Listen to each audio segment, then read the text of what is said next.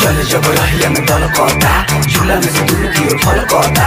चले जब रहिया में दल कहता झूला में से दूर की ओर फल कहता। भइल बा प्यार सिरी फल दोनों पाकी। भइल बा प्यार सिरी फल दोनों पाकी। कौन कहला सरे? हाँ तो कान खोल के सुन ले। जिन कुछ कहले नु तो हमरा से बाहर केहू ना होई।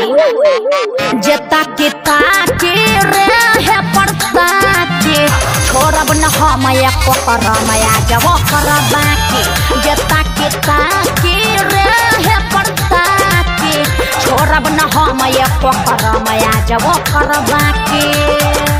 अरे हे बाबू कौन सा तरह है? तू ओकरा का फेरा में बड़ा तरह से कुछ होई। अभी मैडम का आवाज कर जाए।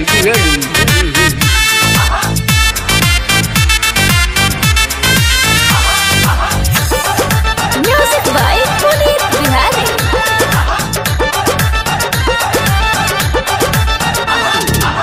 देखते नु बानी कौनो टच नहीं खी करत। कब न भेटाई बात सच नहीं खे करत। तो का हो जाई देखी ना। न तो मुख खोल दे। हाँ देखते नु बानी कौनो टच नहीं खी करत। कब न भेटाई बात सच नहीं खे करत। पीछा के तू देखिए के बढ़ जाई पहले नजर में उमर जाई। पीछा के तू देखिए के बढ़ जाई अच्छा। दे दे मुंह तो तर जाई।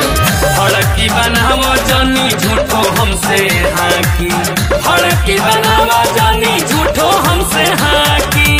ते कहली सा ना हम कहे के कहे जाई। तनी के ना मन बसन दिन भर एक काम बका। दूसर कामे कर। ए जेता के ताके रे है पड़ता के छोड़ब न हम एको करमया जब करबा के। जेता के ताके रे है पड़ता के छोड़ब न हम एको करमया जब करबा के। God Entertainment presents जब करबा के।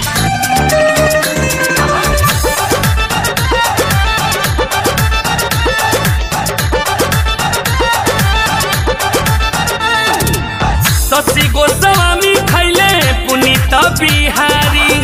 का निकल बाबा तारो मुँह में से गारी। अभी है बाकी बा अब तू गाड़ी देबो तब का ससी गोस्वामी खैले पुनीत बिहारी। का निकल बाबा तारो मुँह में से गारी। ई मत बुझिए कि चल जाइबू बढ़िया से कर निकल जाइबू बदल जाइबू संभल जाइबू। बोला बोला बोला होई आज पूरा तहर बाबे जवन बाकी।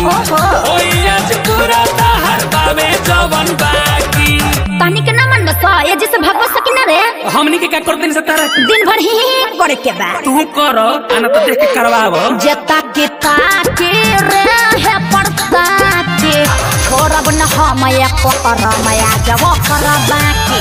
जेता के ताके रे है पड़ता के छोड़ब न हम एको करमया जब करबा के। बुझल बेटा? अरे जने पुल ढया जो ढक चुटका दियो।